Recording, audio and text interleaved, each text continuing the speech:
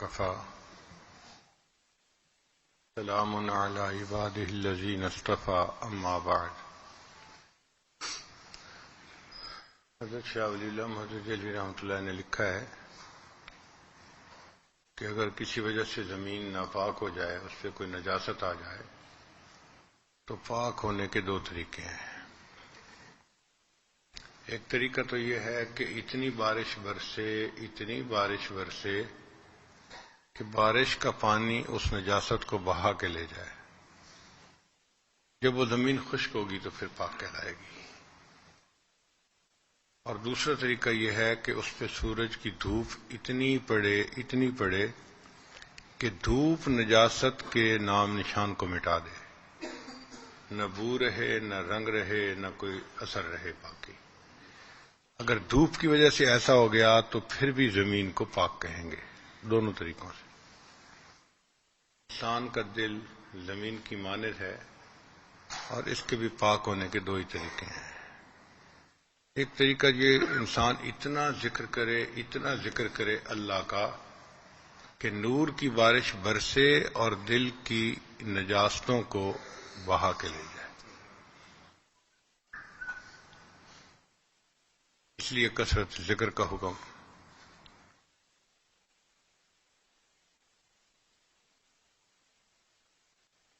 انسان اللہ کو اتنا یاد کرے کہ اللہ کی یاد انسان کے دل کو غیر سے بیگانہ کر دے. اس لیے اللہ کا ذکر جو ہے نا، یہ حسن لذات ہی ہے. باقی بہت ساری عبادتیں حسن لغیر ہی ہے. اب نماز کتنی بڑی عبادت ہے، فرض ہے، اور اعمال میں بہت افضل عمل ہے، لیکن اس کا مقصد بھی اللہ کا ذکر ہے. اللہ فرماتے ہیں اقم الصلاۃ لذکری، نماز قائم کر میری یاد کی خاطر. تو مقصد اللہ کی یاد ہے، حالانکہ پڑھ نماز رہے ہیں. اس لیے جس نماز میں اللہ کی یاد نہ ہو وہ نماز نہیں رہتی، اس کو پھٹے کپڑے کی طرح واپس منہ پہ مار دیا جاتا ہے. اللہ فرماتے ہیں مجھے اس کی کوئی حاجت نہیں، تم دنیا کے خیالات میں مگن رہے، لے جاؤ اپنی نماز کو. تو بہت سارے دوست کہتے ہیں جی ہم تو دعوت و تبلیغ میں نکلتے ہیں، وہ تو بڑا اہم کام ہے. ہم مانتے ہیں بہت اہم کام ہے. نبی علیہ السلام کا منصب تھا وہاں دعوت و تبلیغ کا کام، اور ضرور کرنا چاہیے، ہم اس کے حق میں ہیں. لیکن وہ بھی اس لیے اعلیٰ ہے کہ اس کے ذریعے سے اللہ کی یاد دلوں میں آتی ہے. اس کی فضیلت بھی اسی وجہ سے ہے کہ بندے کو ایمان ملنے کا سبب بنتا ہے، اس کے اعمال پہ آنے کا. بندہ غفلت سے نکل کے اللہ کی یاد والی زندگی میں آ جاتا ہے، اس لیے اس کی فضیلت ہے.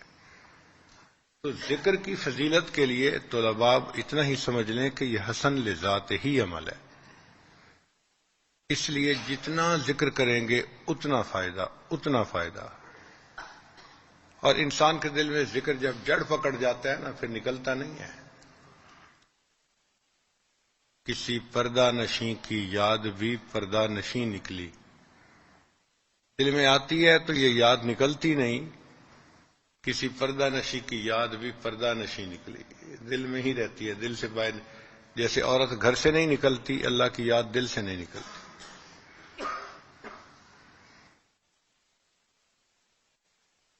بلکہ امام ربانی حضرت مجدد الفسانی رحمۃ اللہ تو یہاں تک لکھتے ہیں کہ جس بندے کو فنائے قلبی حاصل ہو جائے، فنائیت کا مقام مل جائے، اس کو اگر 1000 سال کی عمر دی جائے کہ تم اللہ کو بھلاؤ، اور وہ کوشش بھی کرے تو اللہ کو نہیں بھلا سکتا. بلانا بھی چاہو بھلا نہیں سکو گے. محبت میں ایسے مقام بھی آتے ہیں کہ بندہ بھول ہی نہیں سکتا اپنے محبوب کو، جو مرضی ہو جائے. شاعر نے کہا روز کہتا ہوں بھول جاؤں انہیں، روز کہتا ہوں بھول جاؤں انہیں، روز یہ بات بھول جاتا ہوں.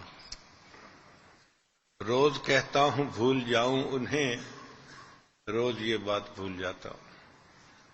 انسان بھلانا بھی چاہے اللہ کو نہیں بھلا سکتا، ایسی یاد آتی۔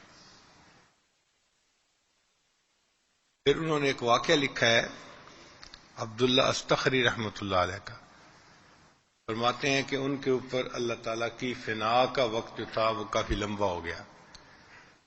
فنا فی اللہ کی کیفیت محسوس ہوتی ہے لوگوں کو اپنی اپنی استعداد کے مطابق، کسی کو چند دن محسوس ہوتی ہے، کسی کو چند گھنٹے محسوس ہوتی ہے، کسی کو چند ہفتے، چند مہینے یا چند سال۔ یہ ان بزرگوں میں سے تھے کہ جن کے اوپر فنائیت کی کیفیت کئی سال تک رہی۔ اب جب کئی سال اللہ کی یاد کی یہ کیفیت رہتی ہے نا، تو نیند بھی کم ہوتی ہے، کھانا پینا بھی کم ہوتا ہے، روح کے تو مزے ہوتے ہیں مگر جسم کی ضرورت پوری نہیں ہوتی۔ جسم تک مادی چیز ہے نا، اس کو تو ریسٹ چاہیے، کھانا چاہیے، پینا چاہیے۔ تو جسم جو ہے وہ مجاہدے میں پڑ جاتا ہے، روح کے مزے ہوتے ہیں، اور تھکاوٹ کی وجہ سے انسان کا دل چاہتا ہے کہ میں اپنے بدن کو تھوڑی دیر کے لیے ریسٹ دے دوں، ریسٹ ملتا نہیں۔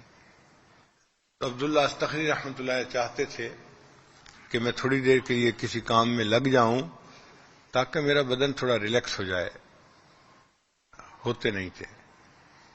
چنانچہ ایک دن وہ شکار کرنے والوں کے ساتھ چلے گئے کہ چلو شکار میں لگ کے میں تھوڑی دیر ریلیکس ہو جاؤں گا۔ سارا دن شکار والوں کے ساتھ پھرتے رہے مگر اللہ کی یاد اسی طرح دل میں رہی۔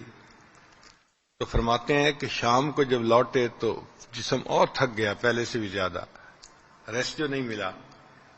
تو انہوں نے بیٹھ کے دعا مانگی، اللہ اس شخص کے سب گناہوں کو معاف کر دے جو مجھے ایک لمحے کے لیے تجھ سے غافل کر دے۔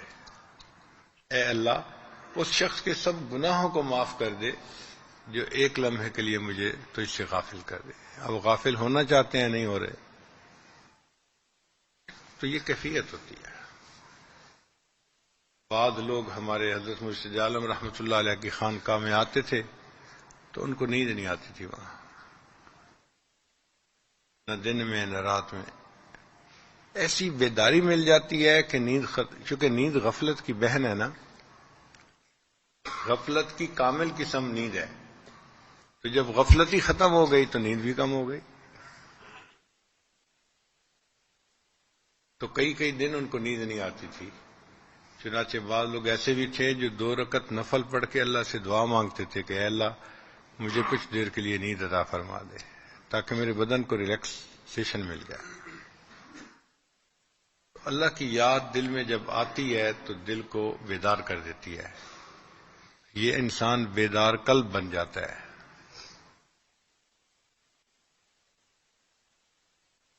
تو 2 طریقے ہیں دل کی زمین کے پاک ہونے کے۔ ایک تو اللہ کے ذکر کی بارش اتنی برسے کہ نجاست، گناہ سب اثر دھل جائے اور دل کی زمین پاک ہو جائے۔ اور دوسرا طریقہ یہ ہے کہ انسان اپنے شیخ کی صحبت میں رہے۔ جیسے سورج کے سامنے رہو تو دھوپ جسم کو گرماتی ہے، ایسے ہی شیخ کے سامنے رہو تو شیخ کے قلب کا سورج جو ہے وہ انسان کے دل کو گرماتا ہے اللہ کی محبت سے۔ تو صحبت شیخ میں اللہ کی محبت میں اضافہ محسوس ہوتا ہے۔ صحابہ کا بھی یہی حال تھا، نبی علیہ السلام کی صحبت میں جب آتے تھے تو خوب جذبہ محسوس ہوتا تھا، اور جب گھر میں جاتے تھے تو وہ کیفیت نہیں ہوتی تھی، تو پھر کہنے لگ جاتے تھے نافق حنظلہ، نافق حنظلہ، حنظلہ تو منافق ہو گیا حضرت۔ حالانکہ اس میں کوئی نفاق والی بات تو نہیں تھی، ہاں یہ ضرور تھا کہ جو صحبت میں کیفیت تھی وہ گھر میں نہیں تھی۔ حضرت حنظلہ رضی اللہ عنہ یہ کہتے ہوئے جا رہے ہیں نافق حنظلہ، ابو بکر صدیق رضی اللہ عنہ ملے، انہوں نے کہا حنظلہ کیا کہہ رہے ہو؟ کہ جی جو کیفیت نبی علیہ السلام کے سامنے ہوتی ہے وہ کیفیت گھر میں تو نہیں ہوتی، تو یہ تو منافقت ہے۔ تو حنظلہ تو منافق ہو گیا۔ وہ کہنے لگے بھئی میری بھی یہی حال ہے کہ جو صحبت کے اندر اثرات ہوتے ہیں وہ گھر میں تو نہیں ہوتے، چلو پوچھتے ہیں چل کے۔ حضرت حنظلہ اللہ عنہ نبی علیہ السلام کی خدمت میں آئے اور آ کے سوال پوچھا تو نبی علیہ الصلوۃ والسلام نے فرمایا حنظلہ اگر تمہاری وہ کیفیت رہے جو ہر وقت میرے سامنے رہتی ہے تو فرشتے تم سے مصافحہ کرنے کے لیے آسمان سے اتریں. یہ تو کبھی کبھی ایسی کیفیت ہوتی ہے بندے کے اوپر.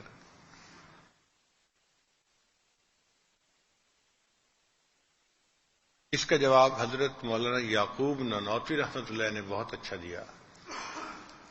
انہوں نے فرمایا کہ دیکھو سمندر کے اندر پانی ہوتا ہے، لیکن جب مہینے کی 14ویں تاریخ ہوتی ہے نا تو سمندر کے اندر اونچی لہریں، ہائی ٹائیڈ، پانی اچھل کے جاتا ہے.